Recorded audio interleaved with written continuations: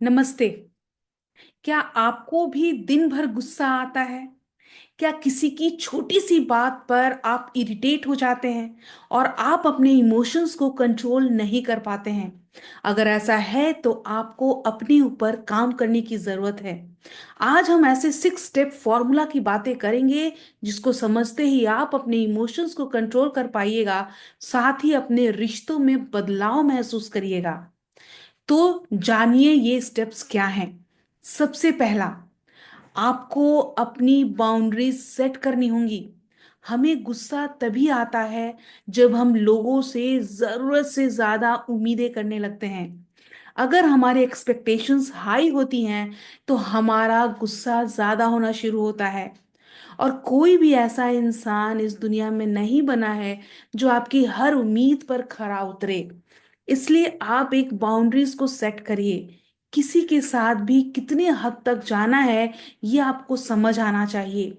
कभी कभी हम जहाँ काम करते हैं, अपने ऑफिस में या बाहर, वहाँ हम लोगों को दोस्त ना समझकर फैमिली मेंबर समझने लगते हैं, जहाँ पर हमारे एक्सपेक्टेशन हाई हो जाती है। घर में हम अपने पेरेंट्स को पेरेंट्स ना समझकर दोस्त समझने लगते हैं, जहां पर मुश्किलें आनी शुरू होती हैं। दोस्त को दोस्त ना समझकर हम भाई समझने लगते हैं, जहां पर भी मुश्किलें आती हैं। तो हमें ये बाउंड्री सेट करनी होंगी कि किसके साथ कितने दूर तक चलना है या कितनी बातें करनी है। जब आप अपनी सीक्रेट्स को, अपने अंदर की बातों को लोगों को शेयर करते हैं, बताते हैं, तो शायद उन्हें ये पता ही नहीं होता है कि उन बातों को दूसरों से शेयर ना करें। और वो आपकी बातों को हर किसी से शेयर करते हैं, फिर आपको दुख होना शुरू होता है। तो ये सारा कुछ इसलिए होता है क्योंकि आपने अपने इमोशंस को कंट्रोल नहीं किया है। तो आज से आपको अपने इमोशंस को कंट्रोल करना है और बाउंड्रीज को सेट करना है। दूसरा, कम्युनिकेट करना है। कभी कभी हमें लगता है कि सामने वाले को सब कुछ समझ में आना चाहिए, लेकिन उसे समझ नहीं आ पाता क्योंकि उसको ये समझ ही नहीं है कि आपने कहा क्या है। और हम इसीलिए अपनी हर बात को खुलकर बोलते नहीं हैं। आपको खुलकर बोलना शुरू करना है हर किसी के साथ। जो आपके दिल में है, जो आप बताना चाहते हैं, आपको बिना बताए कोई नहीं समझेगा। इसलिए आप कम्युनिकेट करना शुरू करिए, अपनी बातों को रखना शुरू करिए लोगों के सामने। फिर देखिए किस तरह से आपका गुस्सा कम हो जाएगा। क्योंकि जब तक हम अपनी बातों को अपने अंदर रखते हैं, हम बोल नहीं पाते हैं, एक्सप्रेस नहीं कर पाते हैं। हम सिर्फ झुंझलाहट के रूप में उन बातों को बाहर लाते हैं।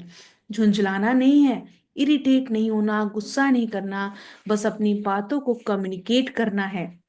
तीसरा, आपको नो बोलना शुरू करना है, नहीं कहना शुरू करना है। अगर कहीं पर आपको लगता है कि आपको वहां पर वो काम नहीं करना है, तो आप नो बोलिए, डायरेक्टली सीधा सीधा बोलिए। तभी आप शायद वहां पर अपनी एक्सपेक्टेशन को सेट कर पाइएगा। आप और हम लिहाज में लोगों को ना नहीं कह पाते हैं, और हमें लगता है कि ये ना कहना ही बहुत बड़ी गलती हो जाएगी। नहीं, ना कहना सही हो जाएगा। तो आपको ना कहना शुरू करना है। फोर्थ, आपको रिस्पॉन्सिबिलिटी लेनी है अपने ऊपर, हर अपनी परिस्थिति की। हम कभी कभी, हर बार, कभी कभी नहीं, हर बार दोष देते हैं दूसरों पर। अपनी हर सिचुएशन की हम रिस्पॉन्सिबिलिटी दूसरों के ऊपर डाल देते हैं, गलत सिचुएशंस की, गलत परिस्थितियां, गलत बातों की। लेकिन यहाँ पर आपको जिम्मेदारी लेनी होगी कि वो गलती शायद आपसे भी हुई है। अगर आप संभले होते तो यहाँ पर बात नहीं बिगड़ता।